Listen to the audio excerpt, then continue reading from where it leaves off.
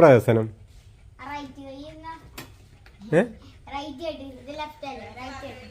എന്തൊക്കെയാണ് ഇപ്പോൾ പ്രശ്നം?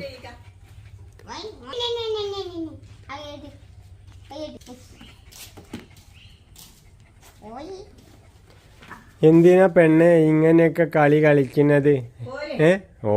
ഓള് ബൈക്കിൽ കയറാൻ എൻ്റെ അടുത്ത് വന്നപ്പോൾ തന്നെ ചാടി ചാടി കളിയാ.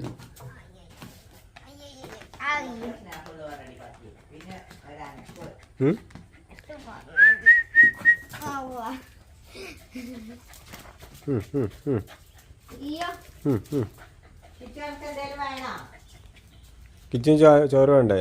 എന്താ തൻ്റെ പോക്കറ്റിൽ പൈസ ഉണ്ടോ? ഇതാണ് നമ്മുടെ ലിയോ.